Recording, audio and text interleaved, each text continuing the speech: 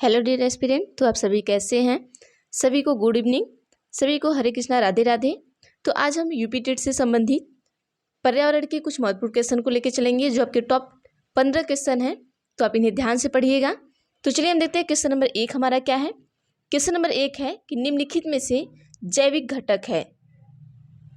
Option 1 है पादप, 2 है मृदा, 3 है वायु। ऑप्शन 4 देख लेते हैं, क्या है, जल है। तो देखिए निम्नलिखित में से जैविक घटक, जैविक और अजैविक, ये दो घटक आते हैं आपके, जैविक और अजैविक। जो आपके जैविक घटक हैं जिसमें क्या होता है, जीव जंतु हो उन्हें हम जैविक घटक कहते हैं, मतलब जिसमें जीव हो उसे हम जैविक घटक कहते हैं, और जिसमें जीव नहीं होता है उसे हम क्या कहते हैं, अजैविक घटक कहते हैं। तो चलिए हम इसका आंसर देख लेते हैं क्या होगा। ऑप्शन नंबर ए बिल्कुल हमारा सही है, पादप। पादप में क्या है, हमारा जीव है, इसलिए हमारा क्या है, जैविक घटक है। और इन तीनों में क्या है, जीव नहीं है, ये क्या हमारा अजैविक घटक है। चलिए अगला क्वेश्चन हम देख लेते हैं, क्वेश्चन नंबर 2। इसे हम छोटा कर देते हैं, आप देखिएगा। क्वेश्चन नंबर 2 है कि हमारे पर्यावरण में किस गैस का सबसे अधिक सांद्रण है। ऑप्शन 1 है ऑक्सीजन, 2 है नाइट्रोजन, ऑप्शन 3 है कार्बन डाइऑक्साइड, 4 है हाइड्रोजन। तो आप सभी उत्तर बताइएगा क्या होगा इसका। तो आइए हम देख लेते हैं कि हमारा जो पर्यावरण है उसमें जो गैस का सांद्रण है, तो सबसे अधिक गैस का सांद्रण हमारा नाइट्रोजन है, क्योंकि ये 78% पाया जाता है। आइए अगला हम देखते हैं क्या है, क्वेश्चन नंबर 3 कि कौन जीवी कारक नहीं है। ऑप्शन 1 है पेड़ पौधे, 2 है जंतु, 3 है चट्टान, 4 है सूक्ष्म जीव। तो पूछा है जीवी कारक नहीं है, तो आप यहाँ पर बता सकते हैं कि जिसमें जीव होता है वो जीवी कारक है, जिसमें जीव नहीं होते वो क्या है, अजीवी कारक है। तो जीवी कारक नहीं पूछा है, तो देखिए पेड़ पौधे में जीव होता है तो ये आपका जीवी कारक है, जंतु में जीव होता है ये जीवी कारक है, चट्टान में आपका जीव नहीं होता है तो ऑप्शन नंबर 3 हमारा बिल्कुल सही होगा। और सूक्ष्म जीव में भी क्या होता है, आपका जीव होता है, तो ये भी हमारा क्या है, जीवी कारक है। आप यहाँ पर क्या करेंगे, ट्रिक्स चीज़ों को याद करेंगे। चलिए देखते हैं क्वेश्चन नंबर 4 क्या पूछा है कि यदि एक मेढक एक टिड्डी को खाता है तो ऊर्जा का स्थानांतरण होगा। तो ऑप्शन ये देख लेते हैं फटाफट से। देखिए ऑप्शन 1 है कि उत्पादक से अपघटक को, 2 है उत्पादक से प्राथमिक उपभोक्ता को, 3 है द्वितीय उपभोक्ता से प्राथमिक उपभोक्ता को, 4 है प्राथमिक उपभोक्ता से द्वितीयक उपभोक्ता को। तो देखिए हमारा क्वेश्चन नंबर 4 है, आप सभी देख लीजिएगा। तो आइए हम उत्तर देखते हैं। पहले क्वेश्चन देखते हैं क्या पूछा कि यदि एक मेढक एक टिड्डे को खाता है तो ऊर्जा का स्थानांतरण कैसे होगा। देखिए यहाँ पर क्या है, यहाँ पर देखिए, यहाँ पर ये क्या है, पेड़ पौधे हैं। पेड़ पौधे की पत्तियों को कौन खाता है, टिड्डा खाता है, ठीक है। टिड्डे को कौन खा रहा है, यहाँ पर मेढक खा रहा है। टिड्डे को कौन खा रहा है, मेढक खा रहा है। अब ये पूछा है कि मेढक एक टिड्डे को खाता है तो ऊर्जा का स्थानांतरण क्या होगा, उल्टा होगा, सीधा होगा। इस तरीके से क्वेश्चन भी पूछ सकता है आपको, लेकिन यहाँ पर क्या है, आपको पूछा है कि मेढक उत्पादक है या उपभोक्ता है, क्या है।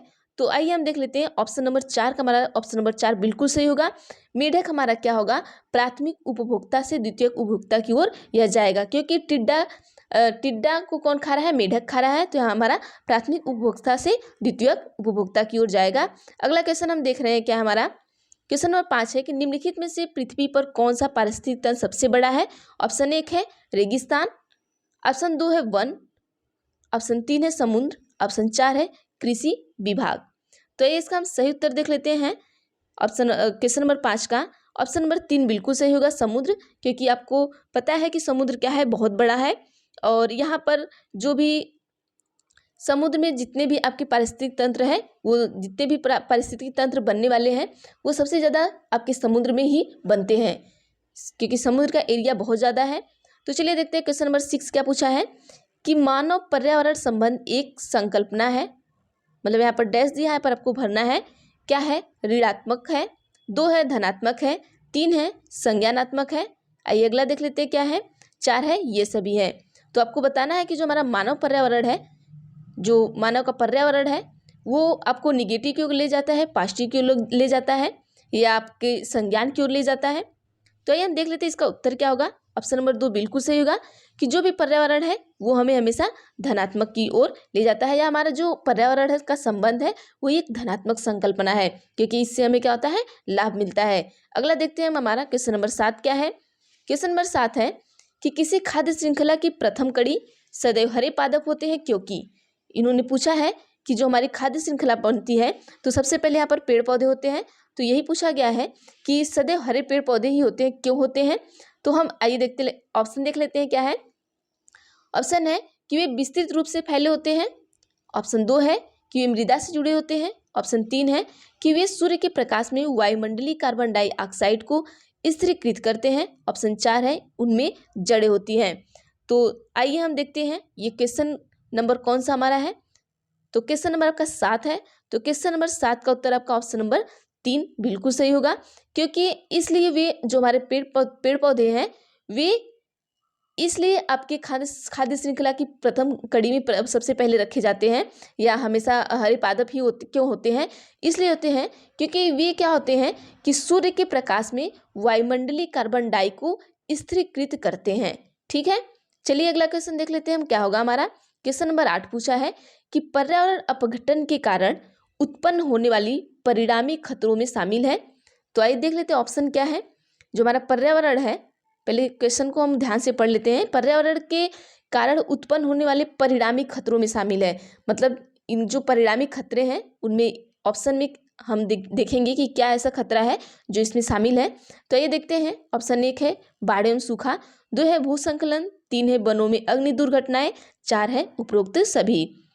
तो क्वेश्चन नंबर 8 का ऑप्शन नंबर 1 बिल्कुल सही होगा, बाढ़ एवं सूखा, क्योंकि बाढ़ एवं सूखा जो है हमारे पर्यावरण को क्या होती है, क्षति पहुंचाती है, सबसे ज़्यादा क्षति पहुंचाती है। तो चलिए देखते हैं हम अगला क्वेश्चन।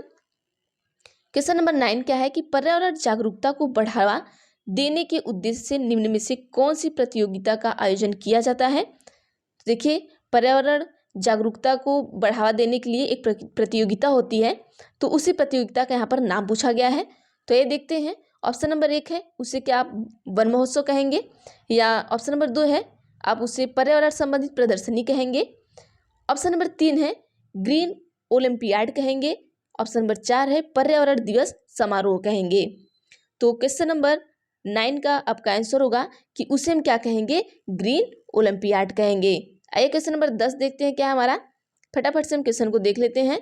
ह्यूमस निर्माण में कौन सहायक है। तो ऑप्शन नंबर 1 है उत्पादक, 2 है अपघटक, 3 है उपभोक्ता, 4 आपका है ये सभी। तो क्वेश्चन पूछा है कि ह्यूमस निर्माण में क्या सहायक है। तो क्वेश्चन नंबर 10 का उत्तर आपका बिल्कुल सही होगा, ऑप्शन नंबर 4 ये सभी, क्योंकि जो ह्यूमस का आपका निर्माण होता है इसके लिए आपके लिए उत्पादक भी जरूरी है, अपघटक भी जरूरी है, उपभोक्ता भी जरूरी है। तो ऑप्शन नंबर 4 बिल्कुल सही होगा, क्योंकि इन तीनों का होना बहुत ही जरूरी है। चलिए अगला क्वेश्चन हम देख लेते हैं। Question number 11। क्वेश्चन नंबर 11 है कि इनमें से कौन एक पर्यावरण समस्या नहीं है। ऑप्शन 1 है जल का संरक्षण, 2 है जल का विनाश, 3 है वनों की कटाई, 4 है भूमि अपरदन। तो क्वेश्चन ध्यान से देखिएगा आप सभी कि आपके पर्यावरण के लिए इसमें से ऐसी कौन सी चीज़ है जो समस्या के लिए नहीं हो सकती है। तो देखिए ऑप्शन नंबर 1 हमारा बिल्कुल सही होगा, जल का संरक्षण। अगर हम जल को बचा के रखेंगे तो हमारे पर्यावरण के लिए हानि नहीं है, वो लाभ पहुँचाएगा। चलिए अगला क्वेश्चन देखते हैं हमारा क्या है। Question number 12। क्वेश्चन नंबर 12 पूछा है कि इनमें से कौन मानव पर्यावरण का एक घटक नहीं है। ऑप्शन 1 है भूमि, ऑप्शन 2 है धर्म, ऑप्शन 3 है समुदाय, ऑप्शन 4 है परिवार। तो चलिए हम यहाँ पर देख लेते हैं। देखिए जो घटक है आपका, जो भूमि है ये पर्यावरण से भी संबंधित है, ठीक है। आपके जो परिवार है वो भी पर्यावरण से संबंधित है, समुदाय भी हमारा पर्यावरण से भी संबंधित हो सकता है, लेकिन जो हमारा धर्म है ये पर्यावरण से संबंधित नहीं हो सकता है। आइए अगला क्वेश्चन देखते हैं क्या है हमारा। अगला क्वेश्चन है कि ऊर्जा का पिरामिड होता है। ऑप्शन 1 है अनियमित, 2 है सीधा, 3 है उल्टा, 4 है इनमें से कोई नहीं। तो जो आपका ऊर्जा का पिरामिड होता है वो कैसा होता है, तो यहाँ पर हम देख लेते हैं। सही उत्तर आपका हो जाएगा ऑप्शन नंबर 2 कि जो ऊर्जा का पिरामिड होता है वो हमेशा क्या होता है, सीधा होता है। यहाँ पे आपको कई तरीके का पिरामिड पूछ सकता है, तो हम आगे क्वेश्चन लाएंगे। तो सारे पिरामिड को भी हम आपको बताएंगे। चलिए क्वेश्चन नंबर 14 है कि पर्यावरण के अंतर्गत आते हैं। ऑप्शन 1 है पेड़ पौधे, जीव जंतु, 2 है रिश्ते नाते, संस्कृति, 3 है मकान, सड़कें, पूजा स्थल, और आपके ऑप्शन नंबर 4 है उपरोक्त सभी। तो यहाँ पर देखिए ऑप्शन नंबर 4 हमारा बिल्कुल सही होगा, क्योंकि जो हमारा पर्यावरण है, पर्यावरण किसे कहते हैं ये आप सभी डिफिनीशन पढ़ लीजिएगा तो आपको पता चल जाएगा कि पर्यावरण के अंदर कि उसके अंतर्गत जो है पेड़ पौधे, जीव जंतु, रिश्ते नाते, संस्कृति, मकान, सड़कें, पूजा स्थल, ये सारी चीज़ें आती हैं। आइए हम आज का लास्ट क्वेश्चन देखते हैं। हमारा क्वेश्चन नंबर 15 क्या है कि एक पोषक स्तर से दूसरे पोषक स्तर पर ऊर्जा कितना भाग स्थानांतरित होता है। तो ऑप्शन नंबर 1 है 50%, ऑप्शन नंबर 2 है 25%, ऑप्शन नंबर 3 है 10%, ऑप्शन नंबर 4 है 5%। तो यहाँ सही उत्तर आपका हो जाएगा ऑप्शन नंबर 3 बिल्कुल सही होगा कि 10%। तो देखिए जो 10% ऊर्जा का जो नियम है तो ये किसने दिया है, तो आप हमें कमेंट बॉक्स में लिखिएगा, इस नियम का नाम लिखिएगा, ठीक है। और अगर आपको वीडियो अच्छी लगे तो वीडियो को लाइक जरूर किया करिए, और चैनल पर अगर नए हैं तो चैनल को सब्सक्राइब भी कर लीजिएगा और बेल आइकन पर भी क्लिक कर लीजिएगा, ताकि मैं जो भी वीडियो बनाऊँ वो आप तक जरूर पहुँचे।